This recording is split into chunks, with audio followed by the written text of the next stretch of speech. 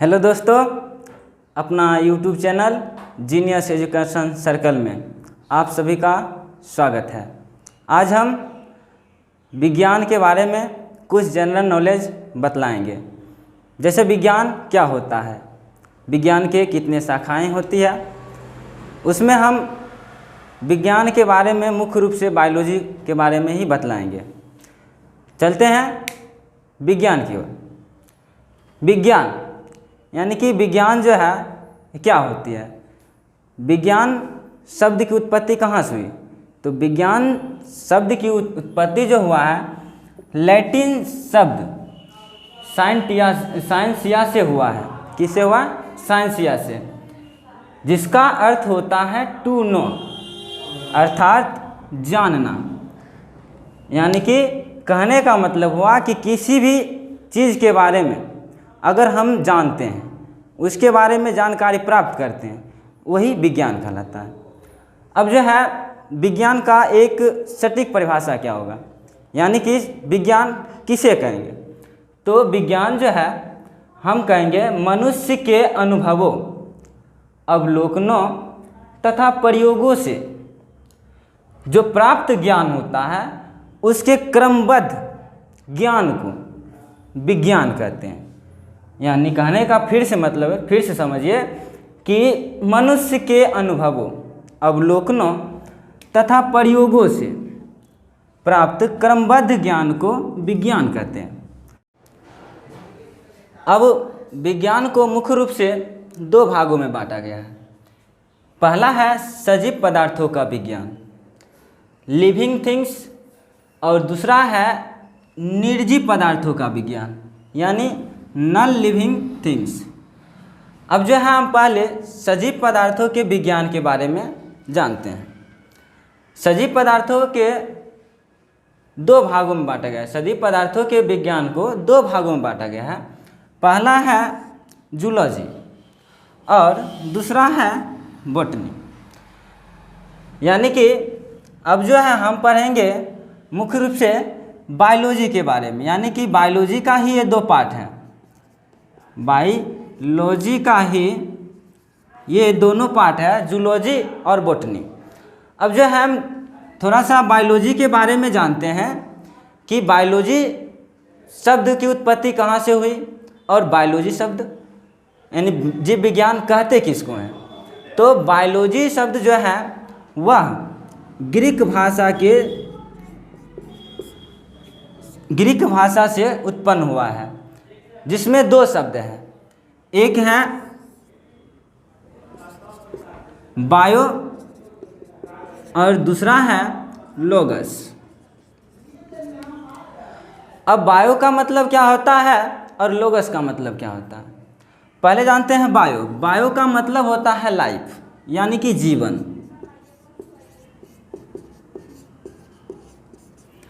और दूसरा शब्द है लोगस।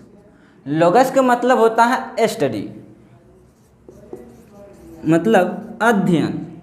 यानी बायोलॉजी हम किसको बोलेंगे?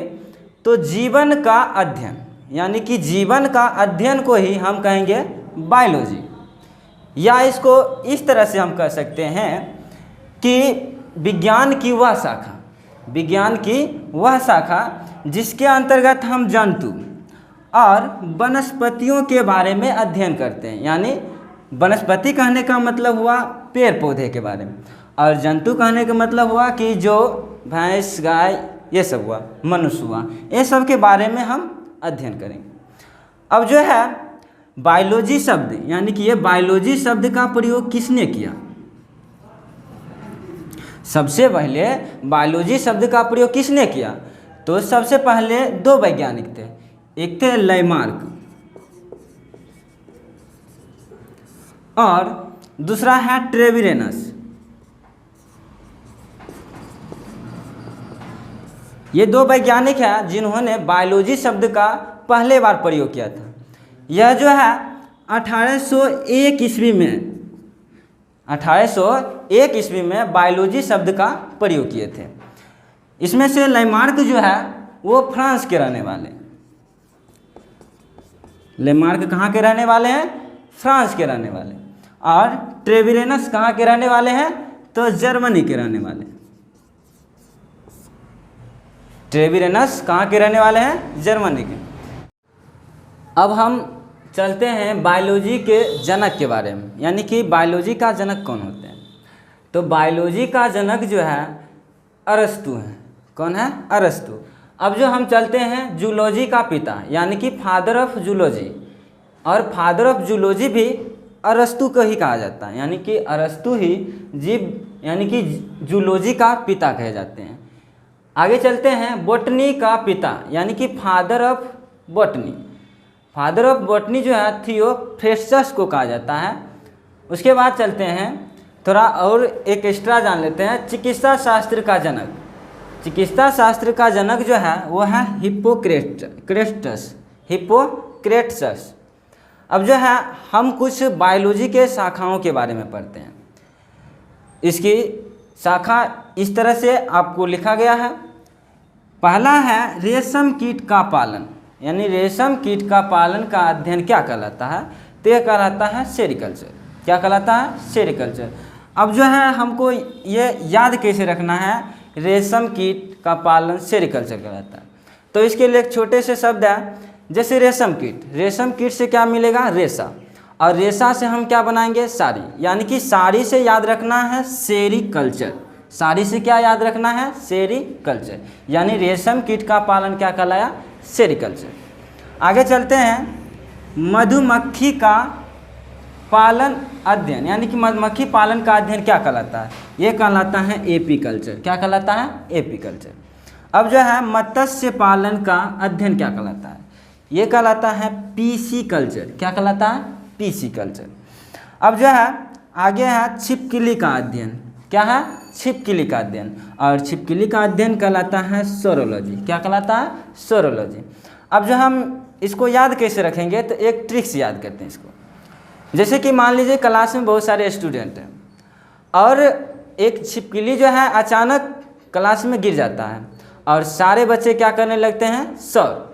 तो सौर से याद रखना है सोरोलॉजी, यानी छिपकली का अध्ययन क्या कहलाएगा? सोरोलॉजी।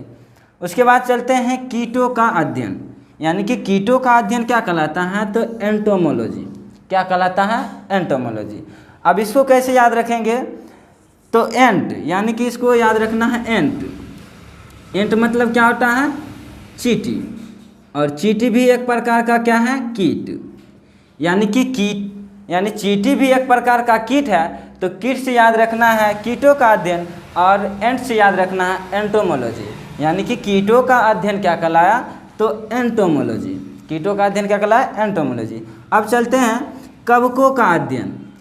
कवकों का अध्ययन क्या कहलाता है? तो माइकोलॉजी। कवकों का अध्ययन क्या कहलाता है? माइकोलॉजी। अब इसको याद कैसे रखेंगे कि कवकों का अध्ययन जो है माइकोलॉजी कहलाता है? तो इसके लिए एक छोटे से ट्रिक है।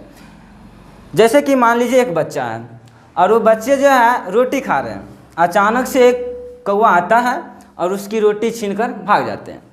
तो जैसे ही रोटी छीनकर भागते हैं, बच्चे क्या होते हैं? चिल्लाने लगते हैं, रोने लगते हैं, माय कौवा, माय कौवा। यानी कि माय से याद रखना है माइकोलॉजी और कौवा से याद रखना है कवक, यानी कि कवक का अध्ययन क्या कहलाता है? माइकोलॉजी। और एक जान लेते हैं शैवालों का अध्ययन। शैवालों का अध्ययन, शैवालों का अध्ययन कहलाता है फाइकोलॉजी।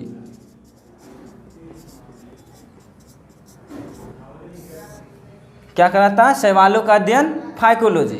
अब इस दोनों में कन्फ्यूजन नहीं होना चाहिए, क्योंकि कवकों और शैवालों में बच्चे कन्फ्यूजन पड़ जाते हैं कि कवकों का अध्ययन में माइकोलॉजी बोले या शैवालों का अध्ययन में फाइकोलॉजी। इस दोनों में जो होता है कन्फ्यूजन पड़ जाते हैं, किस में माइको बोले किस में फाइको बोले। तो इसके लिए हम ट्रिक बता दिए हैं कि कवकों का अध्ययन क्या कहलाता है? माइकोलॉजी। अब हम और प्रमुख कुछ अध्ययनों के बारे में आगे चलते हैं। जैसे है कोशिका का अध्ययन, यानी कि कोशिका का अध्ययन क्या कहलाता है? तो कोशिका का अध्ययन कहलाता है साइटोलॉजी। कोशिका का अध्ययन क्या कहलाता है? साइटोलॉजी। उसके बाद चलते हैं ऊतकों का अध्ययन। ऊतकों का अध्ययन क्या कहलाता है? तो ऊतकों का अध्ययन हिस्टोलॉजी कहलाता है। ऊतकों का अध्ययन क्या कहलाता है? हिस्टोलॉजी। आगे देखते हैं, त्वचा का अध्ययन क्या कहलाता है? यानी कि त्वचा का अध्ययन क्या कहलाता है? तो त्वचा का अध्ययन जो होता है डर्मेटोलॉजी कहलाता है।